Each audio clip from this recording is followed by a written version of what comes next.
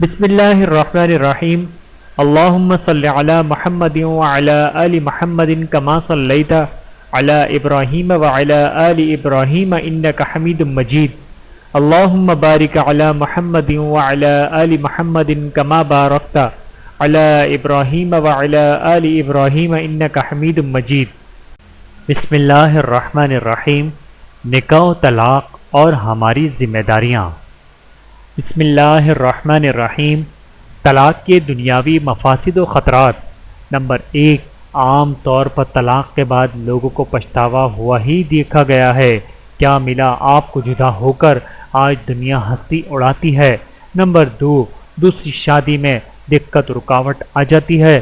Number 3، بسا اوقات اس گھرانے میں لڑکی دینے سے لوگ پس و پیش کرتے ہیں یعنی کترانے لگتے ہیں۔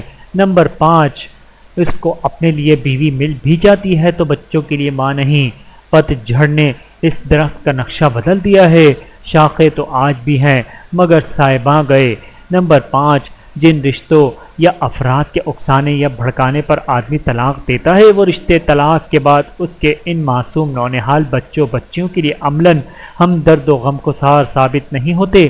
سب اپنے اپنے بچوں میں مگن اور مست شاداں و فرحاں رہتے ہیں اور وہ بچے یتیم و لاوارث کی طرح بھٹکتے میلے کچیلے نظر آتے ہیں۔ باغبان نے آگ دی جب آشیانے کو مرے، جن پہ تکیا تھا وہی پتے ہوا دینے لگے۔ نمبر 6، اگر دوسری شادی ہو بھی جاتی ہے تو بہت سو کو کہتے سنا گیا کانی چھوڑ کر اندھی ملی۔ نمبر 7، ایسے لوگوں کو خوشحال کم بدحال زیادہ دیکھا گیا ہے اگرچہ یہ قاعدہ کلیہ لازمہ نہیں ہے۔ نمبر 8، متعلقہ خواتین طلاق کے بعد سسرال سے بچے لے کر بھی اپنے میکے آ جاتی ہے اور یہ معاملہ شرعاً قانونی حق کے حضاوت و پرورش تک محدود نہیں رہتا بلکہ حد سے متجاوز ہو جاتا ہے، جس سے ایک گھر کا نظام متاثر ہونے کے بعد دوسرے گھر کا نظام منہدم ہو جاتا ہے۔ اپنے بچوں کو دکھ سکھ میں کیسے بھی رکھا جا سکتا ہے لیکن سماج کی نظر میں بنے رہنے کی خاطر آنے والے بچوں کو اپنی حیثیت اور رقت سے زیادہ ملحوظ رکھا جاتا ہے، جس سے خاندانی توازن برقرار نہیں رہ پاتا، خاص طور پر اس وقت جب نانا ماموں کی تمام تر توجہات ان بچوں پر مبذول ہو جاتی ہے اور اپنے بیٹوں پوتوں سے توجہ ہٹا لی جاتی ہے۔ نمبر 9، بچے اپنے ددیال سے محروم ہو جاتے ہیں۔ باپ دادا کی محبت و شفقت کو وہ تا عمر نہیں جان پاتے۔ بیماری، آزادی، غمی، خوشی، موت، زندگی، ہنسنے رونے تک میں باپ دادا چچا تایا کوئی خیال نہیں کرتے۔ کسی طرح کا سہارا بننا دور کی بات، ایک برادری یا سماج کے فرد رکن ہونے کے ناطے عیادت، تعزیت و مسرت و تہذیب تک نہیں کرتے۔ نمبر 10، یہ بچے جس طرح ایام طفولیت میں باپ کے نان نسخے اور شفقت و محبت سے محروم ہوئے تھے، اسی طرح آگے چل کر جدی و آبائی ترکہ و میراث سے بھی مکمل بے دخل و محروم قرار دیے جاتے ہیں۔ نمبر 11، ننیال آنے کے بعد وہ بچے دیکھتے ہیں کہ کس طرح دوسرے بچوں کے کبھی ابو جی، ابا جی، پاپا، ڈیڈی، انکل بولتے ہیں لیکن یہ بچے ان الفاظ سے کس کو پکاریں، لمحہ فکریہ یہ ہے۔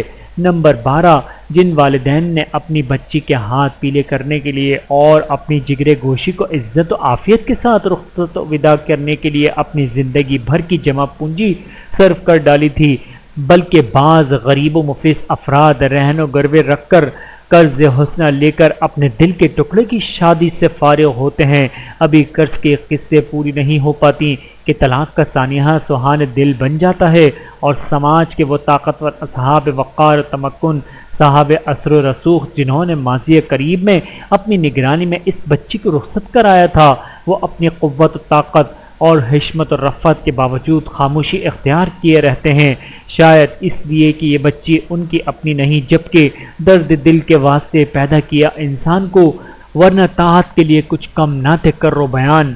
کسی عربی شاعر نے کیا خوب کہا ہے اور کسی نے فارسی میں اس کو یوں نظم کیا ہے، اردو میں اس مضمون کو شاعر نے اس طرح ادا کیا ہے، کیا شکایت شمیم غیروں کی، ہم نے اپنوں سے چوٹ کھائی ہے، مظلوموں کی آہ سے ڈرو، اس لیے کہ ان کی دعا کے وقت حق تعالیٰ کی بارگاہ سے اجازت یعنی قبولیت خود استقبال و خوش آمدید کو چلی آتی ہے۔ کسی کو ستانے اور پریشان کرنے کے در پہ مت ہو کہ ہماری شریعت میں اس کے علاوہ اس سے بڑا کوئی دوسرا جرم نہیں ہے۔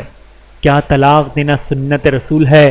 بعض حضرات کا گمان ہے کہ طلاق دینا سنت رسول ہے اور اس سے استدلال کرتے ہوئے یا طلاق دے دینے کے بعد اپنی شرم مٹانے کے لیے وہ اس بات کا سہارا لیتے ہیں کہ حضور اکرم صلی اللہ علیہ وآلہ وسلم نے بھی طلاق دی ہے۔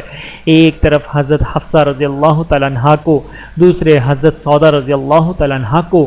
نمبر ایک، یہ بات درست ہے کہ آپ صلی اللہ علیہ وآلہ وسلم نے حضرت حفصہ بنت عمر رضی اللہ تعالیٰ عنہ کو ایک طلاق رجعی دی تھی، بائن نہیں یا مغلظہ نہیں دی تھی، غیر شرعی نہ دی تھی، غصے میں بے قابو ہو کر نہ دی تھی۔ اس کے باوجود اللہ کی طرف سے رجعت کا حکم ملا۔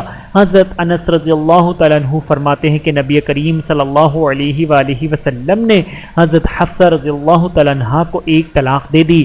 جبرائیل علیہ السلام تشریف لائے اور فرمایا، یا محمد صلی اللہ علیہ وآلہ وسلم، آپ نے حفصہ کو طلاق دے دی جبکہ وہ کثرت سے نفل روزے رکھنے والی اور راتوں میں نمازوں میں بہت کھڑی رہنے والی ہیں اور وہ آخرت میں آپ کی بیوی ہیں۔ غرض رسول کریم صلی اللہ علیہ وآلہ وسلم نے حضرت حفصہ رضی اللہ تعالیٰ عنہا کو نکاح میں برقرار رکھا، رجعت فرما لی۔ وہاں تو اس نیک خاتون خدا ترس عابدہ زاہدہ کی شان میں بارگاہ عزیز سے سفارش کا پروانہ آ گیا۔ اب وہی کا سلسلہ منقطع ہے۔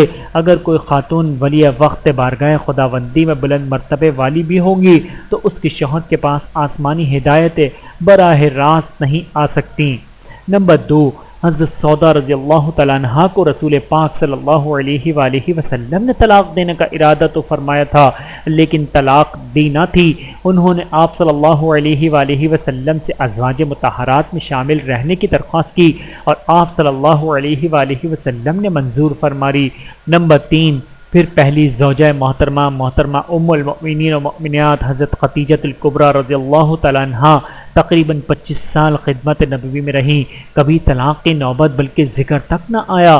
نمبر چار، آیت تقریر کے بعد آپ صلی اللہ علیہ وآلہ وسلم نے جب حضرت عائشہ کو یہ آیت سنانی چاہی تو پہلے فرما دیا کہ فوراً جواب نہ دینا بلکہ پہلے ابا جان سے مشورہ کر لینا کہ کہیں ایسا نہ ہو کہ کم عمری کی وجہ سے دراندیشی ملحوظ نہ رہ سکے۔ لیکن قربان جائیے حضرت عائشہ کی فراست و ذہانت پر کہ انہوں نے والدین کے مشورے کے بغیر ہی حرم نبوی میں رہنے کے باعث سعادت افتخار سمجھا۔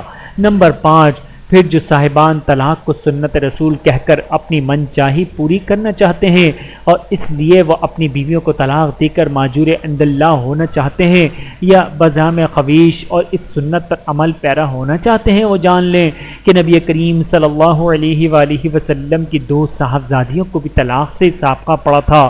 کیا وہ اس واقعے کو بھی سنت جان کر اپنی بیٹیوں کے لیے عمل مناسب سمجھیں گے؟ ہرگز نہیں۔ صحیح بخاری و مسلم کی حدیث میں ہے، تم میں سے کوئی شخص اس وقت تک مومن کامل نہیں ہو سکتا جب تک کہ اپنے بھائی کے لیے وہی پسند نہ کرے جو اپنے لیے پسند کرتا ہے۔ اللہ تبارک و تعالی ہم سب کو ہدایت عطا فرمائے، آمین ثم آمین۔ ویڈیو دیکھنے کا بہت شکریہ۔ مزید ویڈیوز دیکھنے کے لیے ہمارے چینل کو سبسکرائب کریں۔ اگر ویڈیو پسند آئے تو لائک کریں۔ اچھی بات کو دوسروں تک پہنچانا صدقہ جاریہ ہے۔ جزاکم اللہ خیرا کثیرا۔ اپنا اور اپنے پیاروں کا بہت زیادہ خیال رکھیے گا اور مجھے دعاؤں میں یاد رکھیے گا۔ Take care. اللہ حافظ۔